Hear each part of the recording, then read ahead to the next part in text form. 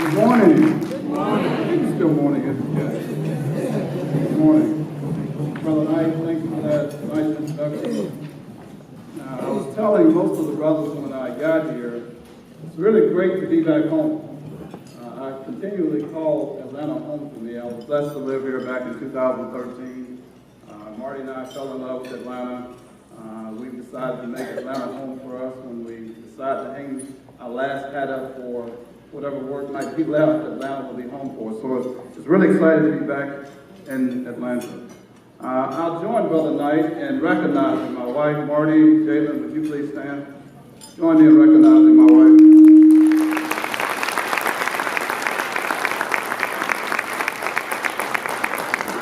We're also fortunate to have some of our general board members here that I want to give some recognition to as well.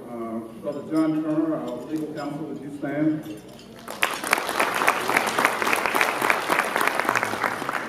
Torian Richardson, who's one of our champions on our leadership team. Brother Billy Harris, who's our co-chair of our Student Executive Leadership Council. And Brother Carlos Williams, who's our national coordinator of March of Dimes.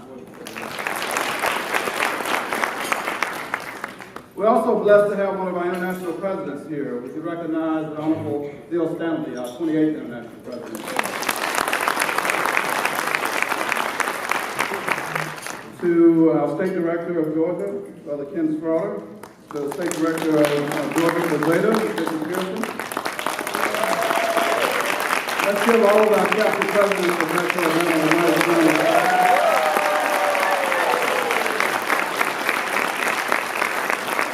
You heard Brother Knight say I'm a proud alumnus of Mississippi State University. Young board members said they get tired of me talking about it, so everywhere I go, I talk about Mississippi State. But I'm very fortunate this morning to have some of my chapter brothers and sorors here. With the brothers and sorors from Mississippi State, would you please stand? Give them a nice round of applause.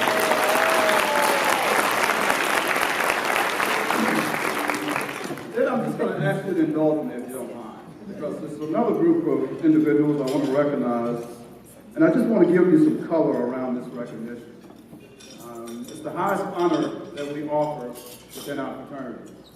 And on many occasions, many of us have gotten awards for great work, great service. But in this case, you don't just get this award. You truly have to earn it.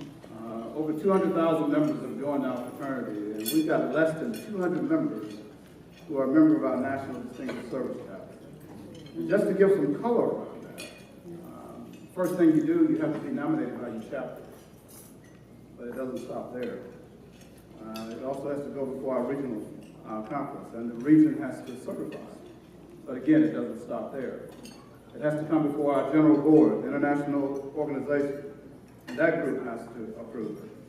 But again, it doesn't stop there. And then it has to come before our entire delegates of our national conference. And until that body certifies it, you can't become a member. And so it's a very rigorous process. But we're very fortunate today to have some members of our National Distinguished Service Chapter. So if you're a member of the National DSC, would you please stand? Honorable Bill Stanley, Honorable John Turner.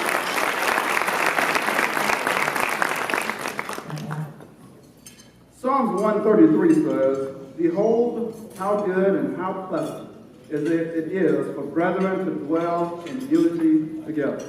It's like the precious ointment upon the head, then ran down upon the beard, even Aaron's beard, that ran down to the skirts of his garments. As the dew of Hermon, and is the dew that descended upon the mountains of Zion. For there the Lord commanded the blessing, forever life should be." I've always enjoyed this passage because in Psalm 133, it describes brothers living together in unity, relishing each other's company with mutual endurance and promoting each other's welfare with mutual respect. It begins with an exhortation that, behold, that is, take notice, for what follows is important and deserves our attention. As brothers and sisters, we dwell together in unity, as having one heart, one soul, one interest, which reflects God's heart and purpose of unity among his people. That is indeed good and pleasant.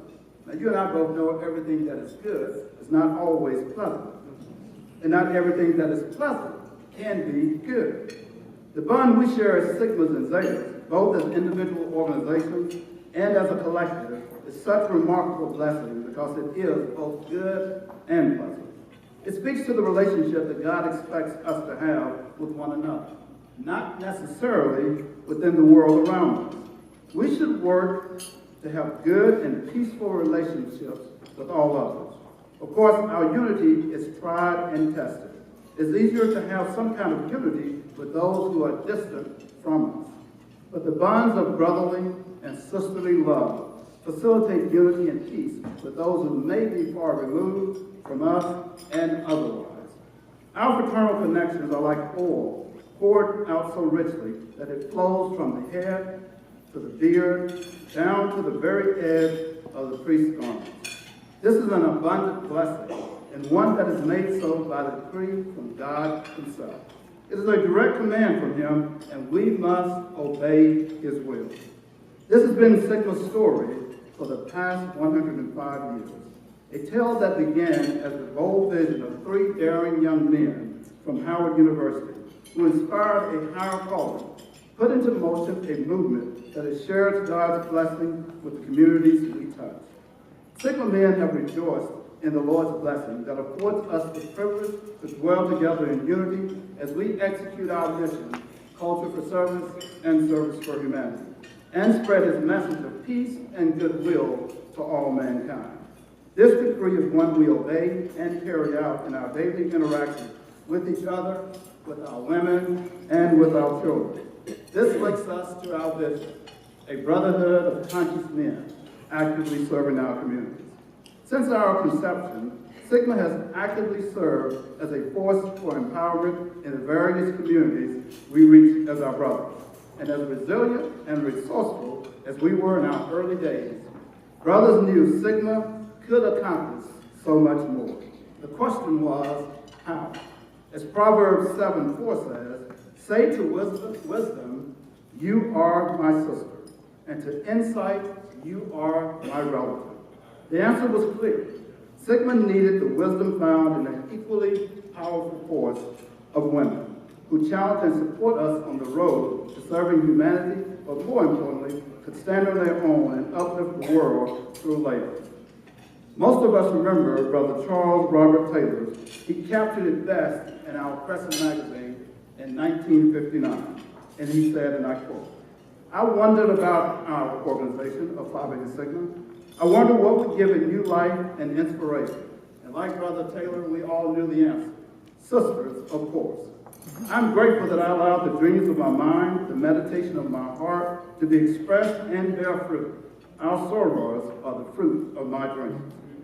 His decision to share with his campus daily, Arizona Cleveland students, his vision and his decision to take on the challenge to create a sisterhood that would challenge the status quo and impact communities around the world.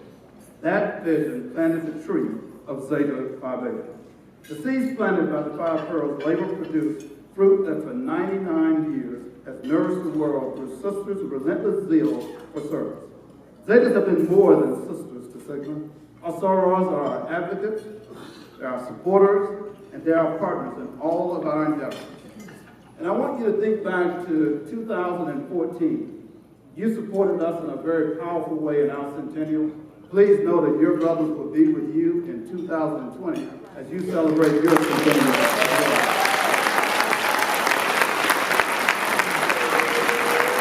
You know, as I stated earlier, some of my fondest memories as a Sigma was on the campus of Mississippi State University.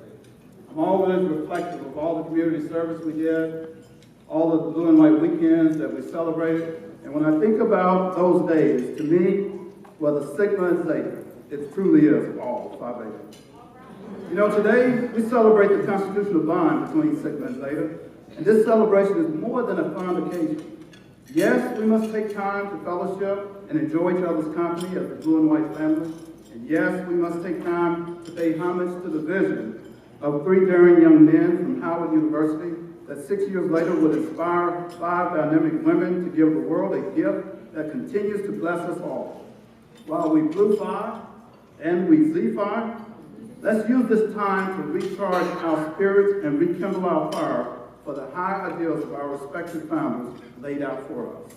Let us reinvigorate our faith and recommit ourselves to leading lives of servants to our various communities. Because now, more than ever, the world needs us. We must come together as conscious men. We must come together as conscious women.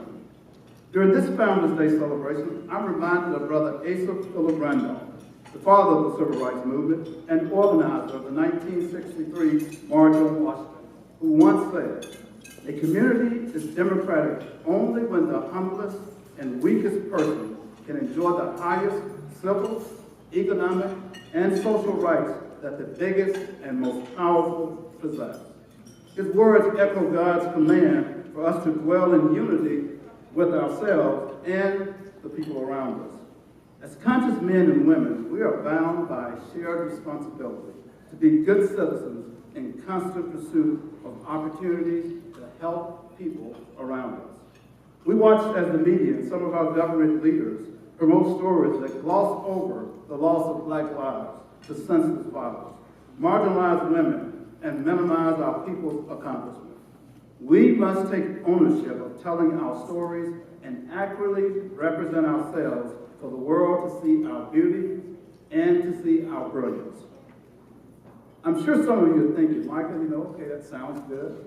I can possibly even see that. But the question becomes, how do we achieve that? Well, the answer to me is pretty simple, yet very impactful.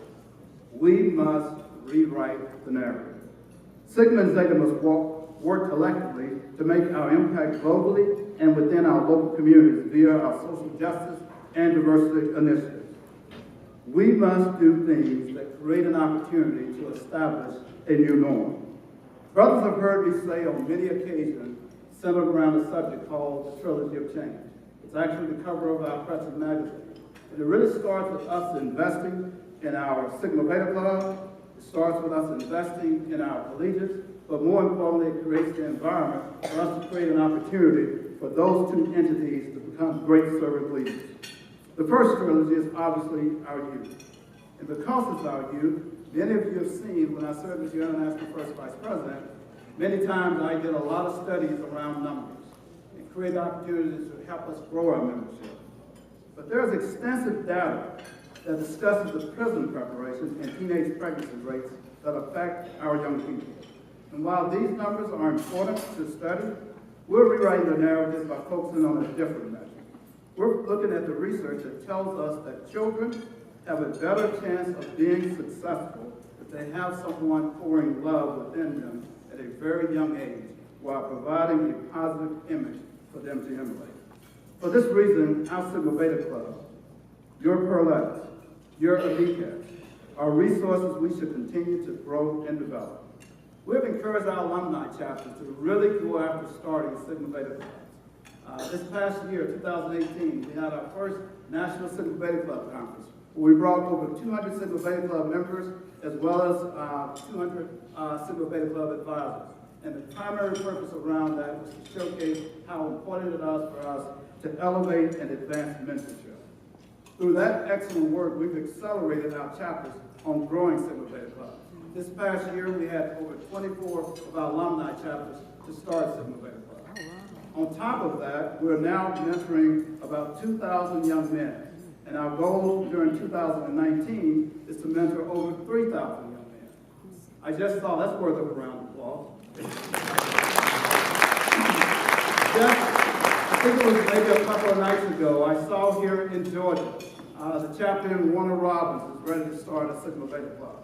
And all across the country, our members are recognizing the value that's associated, that if we truly want to change our community, it doesn't start with a 55-year-old man who's standing before you. It starts with a 13-year-old student who gets the development from a 55-year-old man, who can look and see that whatever success I've been blessed to have, he can know that he can have that same level of success.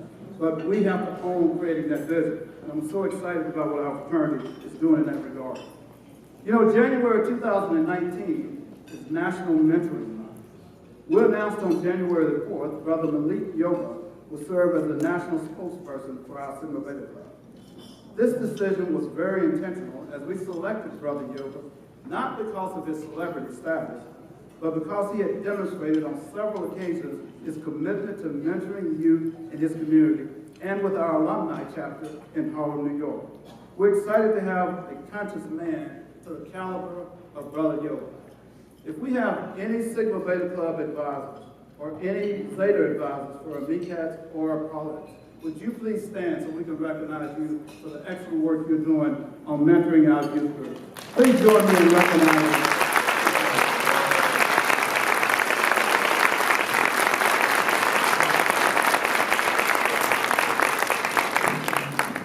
as we pour resources into our mentoring of our youth, we recognize the importance of investing in the development of our brothers and sisters. They are, after all, truly our most valuable resources. And this is the second pillar of our trilogy of change, supporting our collegiate brothers and sisters through their journey into adulthood. I think it's easy sometimes for those of us who are seasoned in our bonds to forget what it was like to be young adults. The trials, the temptations, challenges, and yes, the successes. We focus on the outstanding men and women our collegians have the potential to be and overlook who they currently are. Young people finding their way in the world, searching for proper guidance to navigate their surroundings. As a fraternity, Sigma is working to rewrite the narrative by leveraging our finances to invest more than $2 million in scholarships to assist in their academic pursuits.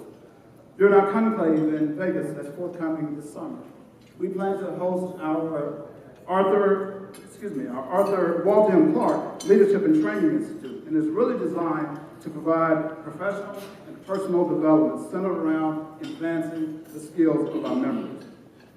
Zetas, you have an initiative as well, and it's called Your Z Hope, which encourages sisters to get involved in their communities and provide interactive, holistic, multidimensional programs to empower the people you serve. Sigma prepares our collegiate brothers for life after college by providing them support through our Sigma Executive Leadership Council. But more importantly, we also provide them support through graduate school preparation. I call upon all alumni brothers, all alumni sisters, to bear this in mind and avoid a common pitfall of well-meaning alumni, allowing your desire to push our collegians forward, blinding you to the fact they may not be ready just yet. We enter into the lives we are destined to live on our time. For some, it happens a lot quicker than others. While we pride ourselves in the services we provide variously within our community, there is no greater service within the bonds of Sigma and the bonds of Zeta than being our brothers and sisters' keepers. We must continue to actively empower our young members and take on leadership roles within our organization that prepare them to serve within our communities. It is our duty to care for each other as brothers and sisters who dwell in unity. Remember, for this is a blessing that's been commanded by God. While we focus on our collegiate brothers and sorors, we also recognize the importance of including our alumni brothers, our alumni sisters. Because you know what? They create the uplift for our collegiate and alumni members alike with a very strong brotherhood and sisterhood experience. You know, we're celebrating our brothers' achievements, whether it's personal or professional. We're rewarding our loyal brothers who consistently pay their dues and fulfill their organizational duties for no other reason than for the love and appreciation for Zeta as well as Sigma. Our active engagement in mentoring our youth and continuous grooming of our collegiate brothers and sisters allow for the final phase of our trilogy of change. The third pillar is invested in our active involvement in our communities and our ability to connect our youth and collegians with active engagement for servant leadership. As conscious men, conscious women, we must thoroughly engage with the issues of the day. We must address inequities that impact our people through sustainable efforts. To create sustainable efforts, we must start with our youth and foster in them a commitment to fulfill a reciprocal duty of love and friendship for everyone around us. We must include our collegians in the development of our programmatic initiatives.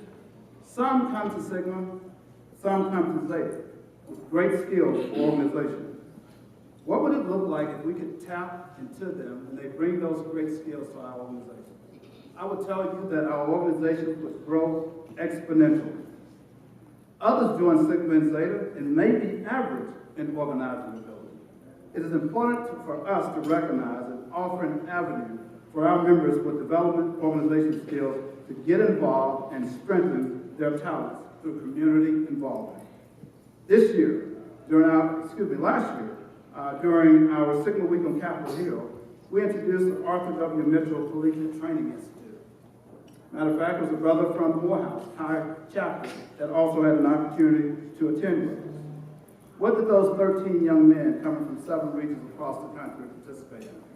They had an opportunity to do positive imaging within their community, had an opportunity to engage with congressional leaders across the country, had an opportunity to visit institutions within our nation's capital. But more than anything, it gave us an opportunity to partner with them and rewrite the narrative in their communities and within their future professions. This approach prepared our collegiate brothers for life beyond college. One of the outcomes of such an initiative is the creation of a program that our organization can effectively sustain long-term internationally, regionally, as well as locally. Given our current state of affairs within our federal government, and wow, this past week has been one rigorous week, how many of us are connected with anybody in our family who was one of the 800,000 people who were furloughed during the time the government was shut down? Our fraternity made an effort to stand up and respond to that. We partnered up with our Phi Beta Sigma Credit Union to offer our members an opportunity to take out a loan during that window of time. But you know, leadership always matters. And I don't know about you, but during this week, and I don't mean to get political, but I'm going to speak political. But I don't know about you again. This week, I found a tremendous amount of respect for somebody by the name of Speaker Nancy Pelosi.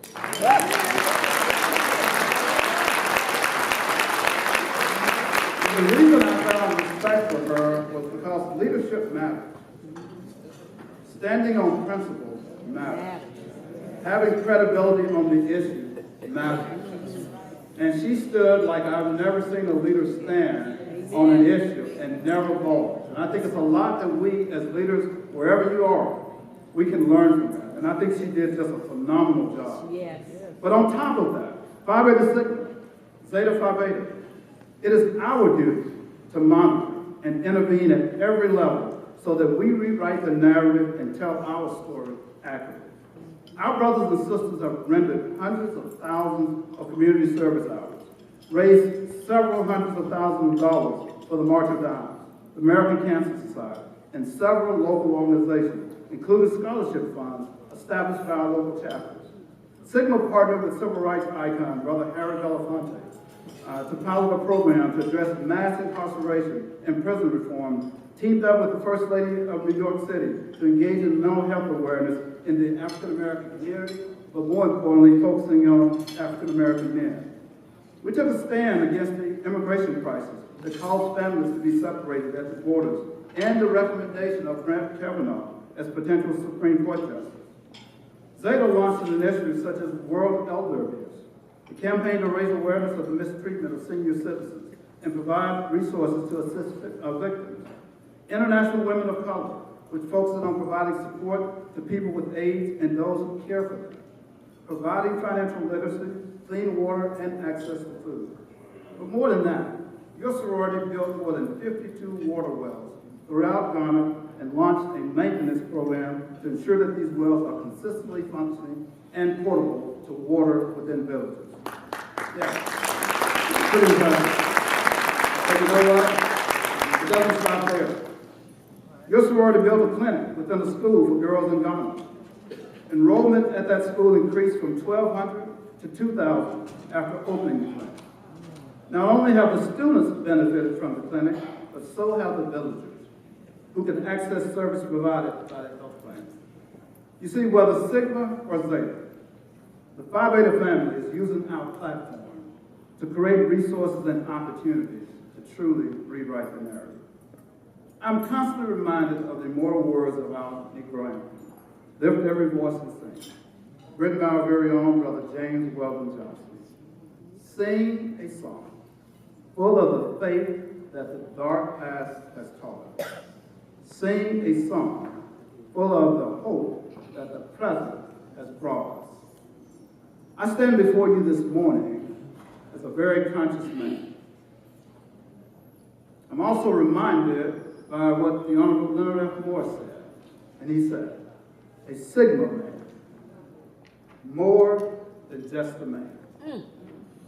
A Sigma man, more than just a man. I stand before you grounded in the faith that our organization's history have taught us, that by actively serving our communities, there are no challenges we cannot overcome. Yes, it may not be easy at times, but together, as we have done since our founding, we can rewrite the narrative through our service. My hope is we continue to build upon these legacies. My hope is we honor our founder's vision through our service to humanity. We must press on with steadfast zeal to engage legislators, to look at immigration laws, prison reform, and the distribution of wealth and resources among communities of color as well as those of lower socioeconomic status. We must continue to mentor our youth. We must have real conversations with our young people and our collegians. Alumni must put petty politics to the side and meaningfully connect with our collegians. Accountability is an important concept to teach our collegiate brothers and sisters, but we must do it in a brotherly and sisterly manner. Now, more than ever, we must embody brotherhood. Now, more than ever, we must embody sisterhood. We must do this so that we can preserve the young lives and protect our people. As conscious men, as conscious women, we must go above and beyond our members and our community's expectations of our organizations by setting a new norm. Phi Beta Sigma and Zeta Phi Beta, we do not raise the bar, we are the bar.